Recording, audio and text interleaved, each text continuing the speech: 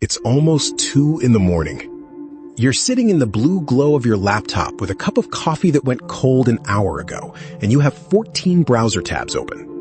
Nothing is wrong. The market didn't crash today.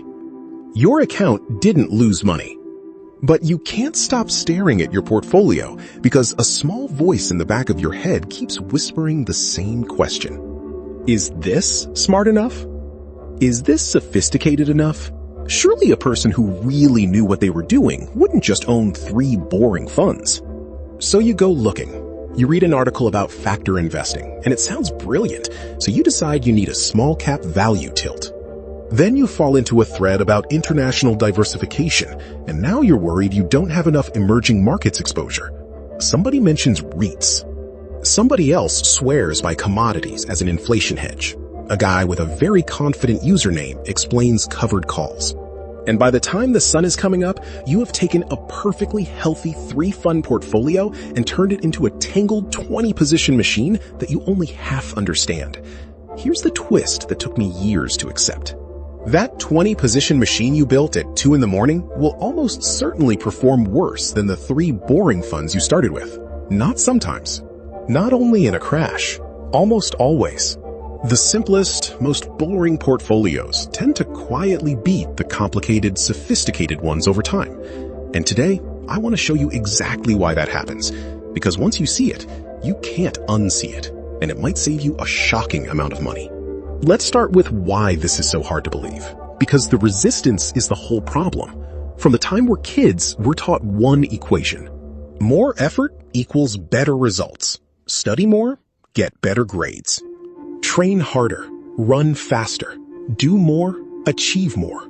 It's true almost everywhere in life. So when someone tells you that in investing you should do less, check it rarely, and basically leave it alone, it doesn't feel like wisdom.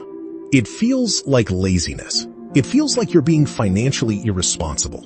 But investing is one of the very few arenas on earth where that equation flips upside down. The harder you try to optimize, the more friction you create, and the more you quietly sabotage the returns you would have gotten just by sitting still. Now, if complexity hurts your returns, why is everybody so drawn to it? And here's the uncomfortable answer. A lot of the pull toward complicated portfolios has nothing to do with money at all. Think about the dinner party.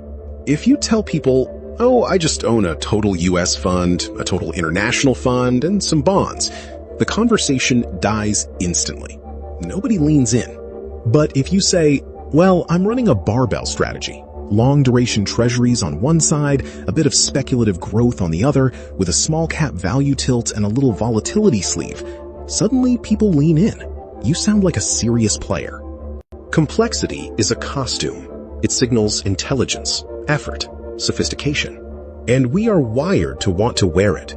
I think of complex portfolios as the financial version of Instagram. On the feed, everything looks incredible, curated, impressive. Behind the scenes, the reality is messy, exhausting, and often kind of miserable. The portfolio that photographs well is rarely the portfolio that actually performs well. And before you assume this is just a beginner's mistake, let me pop that idea too. This trap catches the professionals just as hard. Picture a fund manager with a PhD sitting in front of 40 different asset classes and 17 analytical frameworks. Every one of those tools is a temptation. If they don't use all of them, some part of their brain screams that they're being lazy, that they're leaving value on the table. So they use everything, and the machine gets more complicated and more expensive and more fragile. Having more tools doesn't make them build better. It makes them build busier.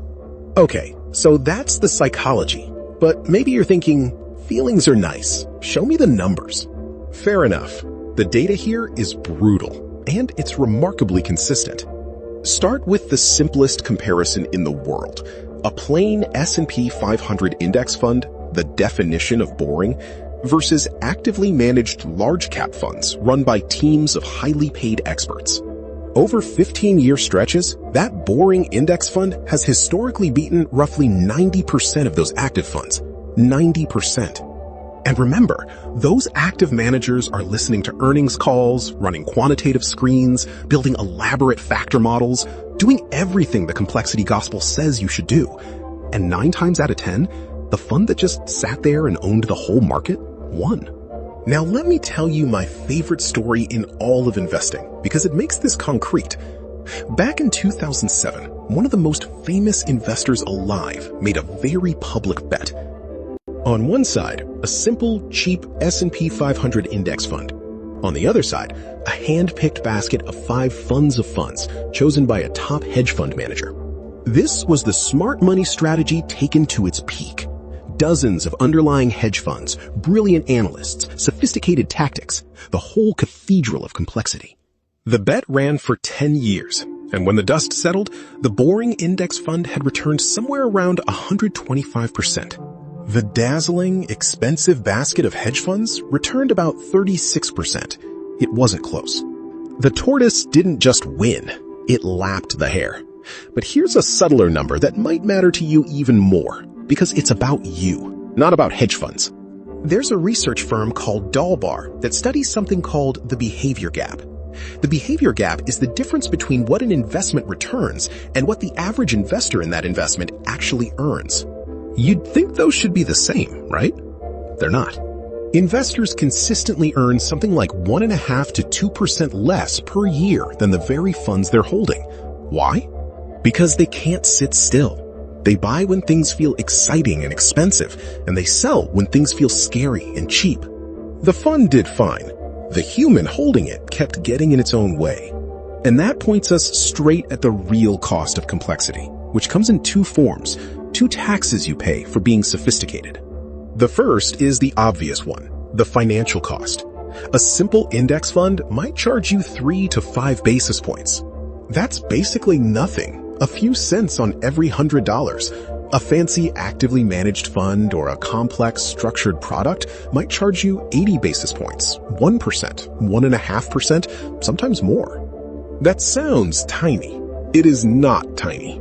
Run that gap across 30 years of compounding, and it doesn't quietly nibble at your wealth.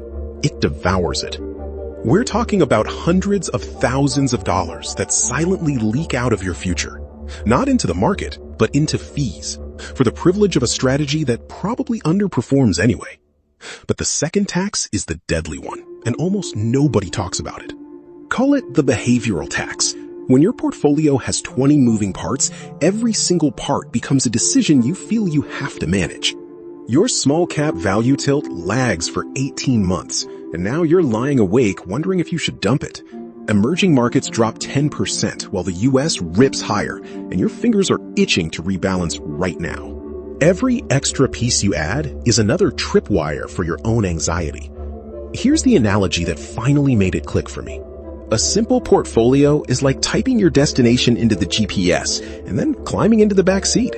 You're still going exactly where you want to go. You're just not driving, and you're not fighting the wheel.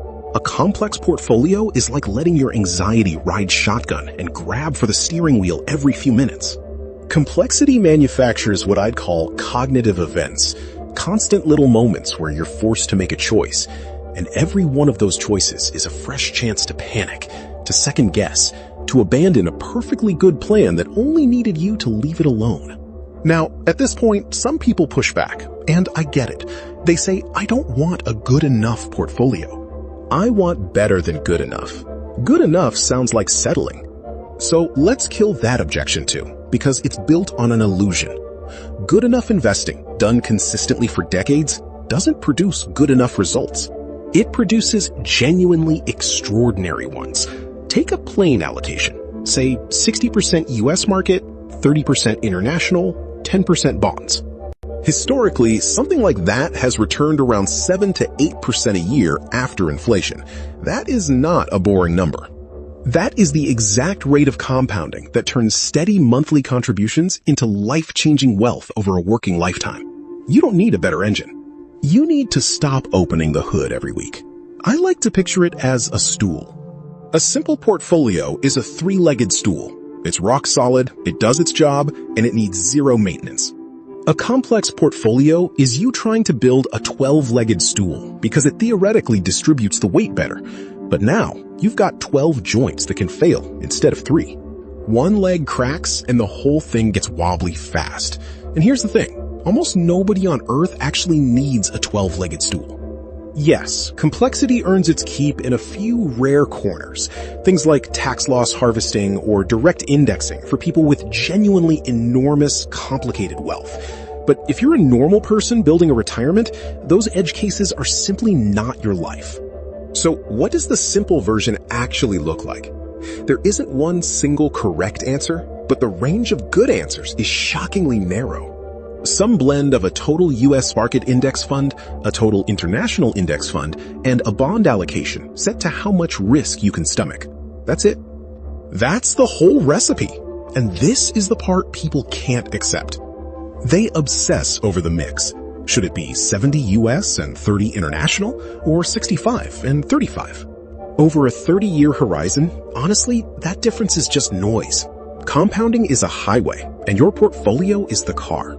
Simple investing is setting the cruise control and letting the road carry you. Complex investing is weaving across every lane looking for a faster route and getting stuck in traffic you never saw coming. The only things that genuinely move the needle are low costs, broad diversification, and the discipline to let the money run. Which brings us to the one truth I want you to walk away with. The biggest threat to your financial future is not the market. It's not a crash, it's not a recession, it's not some black swan event. It's your own behavior. The people who quietly build the most wealth are almost never the flashy ones bragging about leveraged bets. They're the ones who boringly, relentlessly poured money into plain index funds for 30 years and refused to touch it. Real investing intelligence doesn't look exciting. It doesn't look like a clever strategy you can show off at a dinner party. It looks like patience. It looks like restraint. It looks like the discipline to strip out every piece of expensive, complicated noise standing between you and your returns. So here's my question for you, and I genuinely want to read your answers. What's one complicated thing in your portfolio right now that you could simplify or cut entirely? Drop it in the comments, because I promise other people are wrestling with the exact same thing. If this shifted how you see your own money even a little, hit that like button so it reaches somebody at 2 in the morning with 14 tabs open. And subscribe, because we cut through this kind of financial noise every single week. Keep it simple out there, and I'll see you in the next one.